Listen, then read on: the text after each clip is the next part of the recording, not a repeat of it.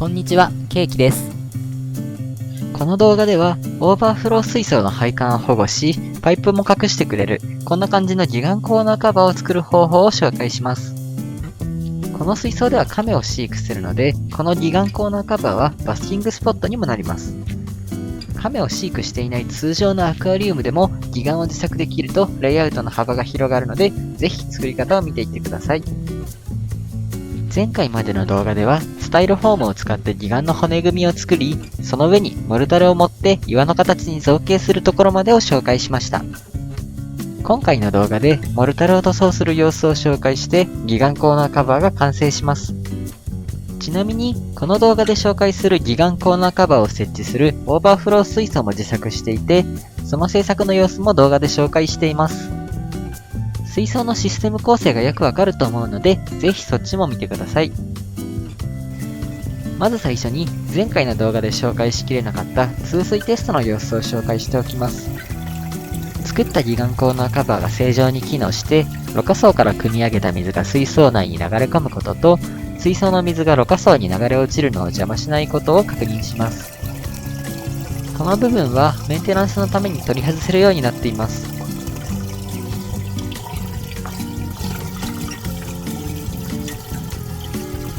水槽の水がうまくろ過層に流れ落ちているのが確認できます。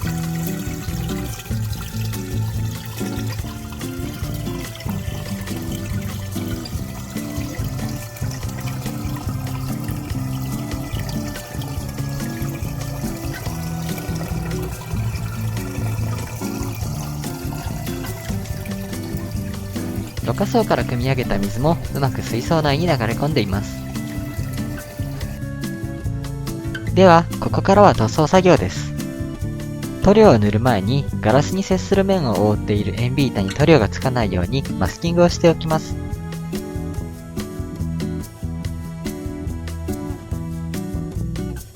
マスキングできたら、まずは下塗り剤としてこちらのアトムハウスペイント水性下塗り剤エコを丸太全体に塗っていきます。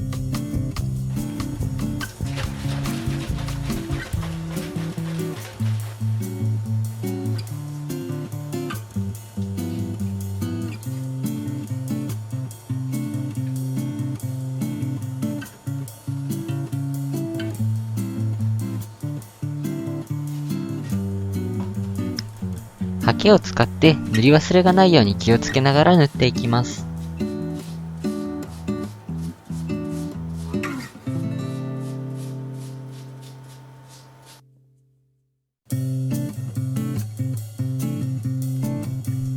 塗料には表面保護の効果もあるので、裏面や隙間など見えないところも丁寧に塗っておきます。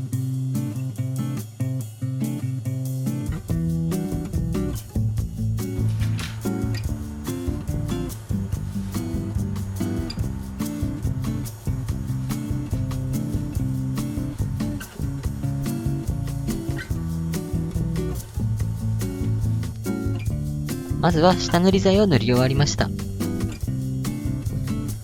シーラーを塗ってから夏場で3時間、冬場なら6時間以上乾燥させた後に、こちらの新ロイヒテクアートカラーを使って着色していきます。今回はホワイト、ブラック、フタロブルーの3色を用意しました。3色は最低限度の数で、色が多い方がよりリアルな質感に塗れます。本当はもう1色、緑系か茶色系の色があってもよかったんですが、テクアートカラーはほぼ受注生産で届くまでに時間がかかり、そんなに気長に待てなかったので今回は諦めました。今回の塗装は3色のテクアートカラーを混ぜて、竜王石をイメージした濃いめのカラーに調色した色で塗装していきます。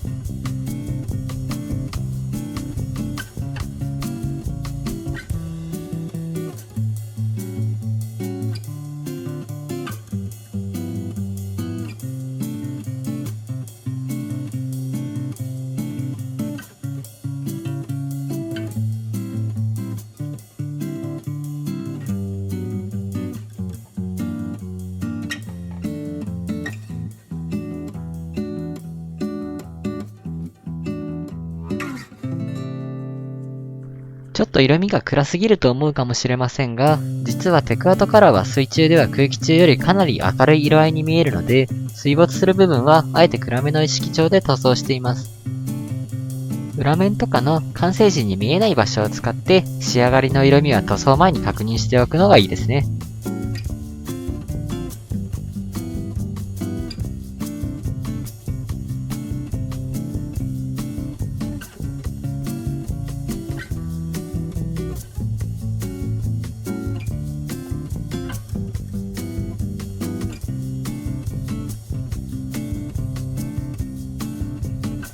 モルタルの表面には多少凹凸があって、特に凹んでいるところには塗料が乗りにくいので、面相筆などの細めの筆を使って塗り残しがないように丁寧に塗っていきます。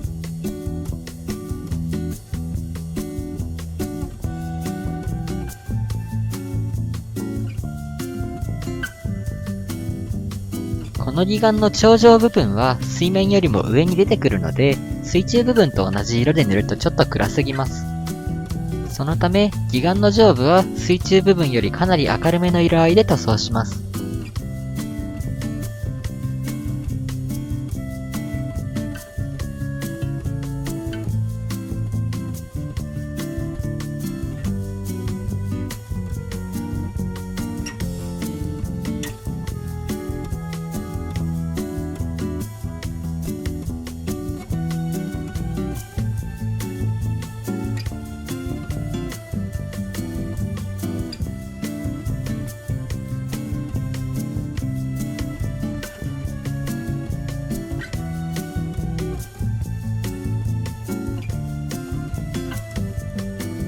ここまで塗装した状態の義眼コーナーカバーがこちら。境界線がはっきりしたツートンカラーになっていて、色としてはかなり違和感があります。そこで次に2色の中間くらいの色合いの色を調色してグラデーションになるように塗装していきます。今回のオーバーフロー水槽は水位を25センチに設定しているので、そこから25センチの高さにマスキングテープで目印をつけます。水位より少し上のあたりで色が切り替わるように狙いながらグラデーション塗装をしていきます。軽く塗料をのせた後、キッチンペーパーや指先で塗料をこすってぼかすようにするといい感じのグラデーションになります。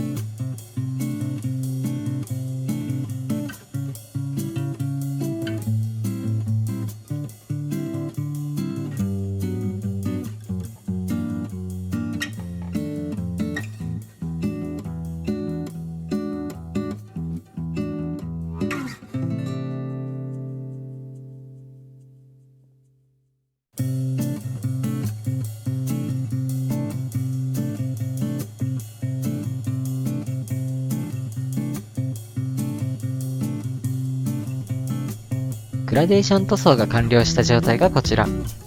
これでもまだ違和感があるかもしれませんが、そもそも自然の石は水に濡れると色が濃くなるので、水中の方が色が濃いのが自然です。水に濡れるとテクアートカラーが明るく見えることまで考えると、これくらいの色合いがちょうどいいです。次に、義眼をよりリアルな質感にするために、色が時間の経過で汚れた雰囲気を出すためのエイジング塗装を行います。今回は3色しか塗料を用意していないので、あまり派手な汚しはできないんですが、白と黒の2色で汚れに見えるようなベースよりも少し明るい色を作って、スポンジとかキッチンペーパーに塗料をのせて叩いたり、指でこすったりしながら少しずつ色を重ねていきます。水の上に出る部分にエイジング塗装をするとこんな感じですね。続いて水中部分にもエイジング塗装をしていきます。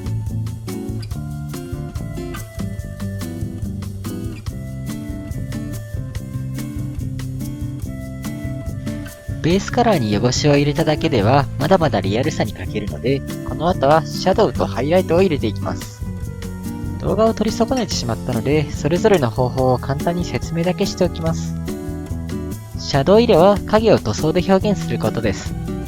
ベースカラーよりも暗い色を作って水で薄めてシャバシャバの状態にして、この希釈した塗料を義眼の凹んでいる部分に塗って、ティッシュやキッチンペーパーで拭き取るウォッシングという方法で塗装します。ウォッシングをすると、凹んでいる部分だけに濃い色が残って、陰影がはっきりしてリアルさが増します。出っ張っている部分に明るい色をのせるハイライトはドライブラシという方法で行います。塗料をつけた筆をティッシュやキッチンペーパーでしっかり拭き取って、その後に少し残った塗料を出っ張った部分にこすりつけるという方法で、余計な場所に塗料がつきにくく、狙った場所だけに明るい色を入れることができます。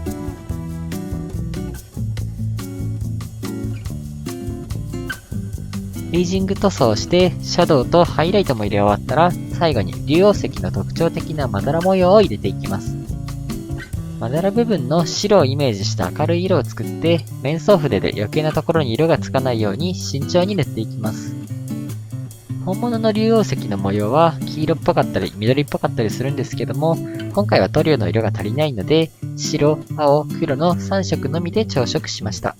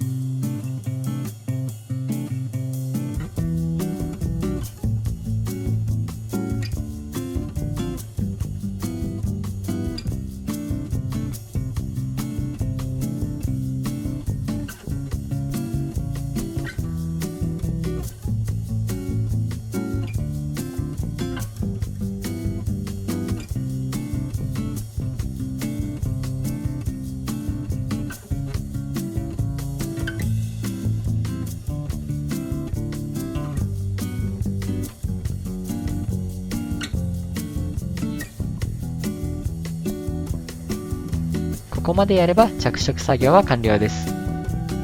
最後に塗装を保護するためにトップコートを塗っておきます。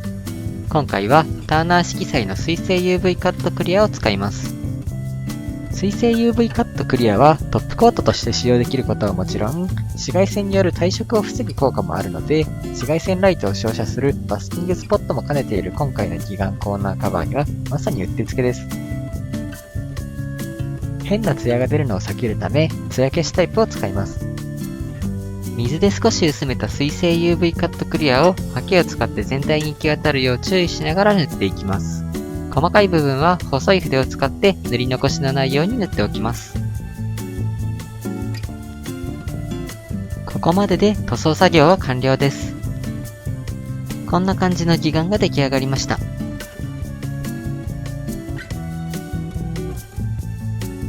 最後に作った義眼コーナーカバーを水に沈めて色味を確認しておきます。水中部分が少し濃い色になっていて自然な濡れ色を表現できたと思います。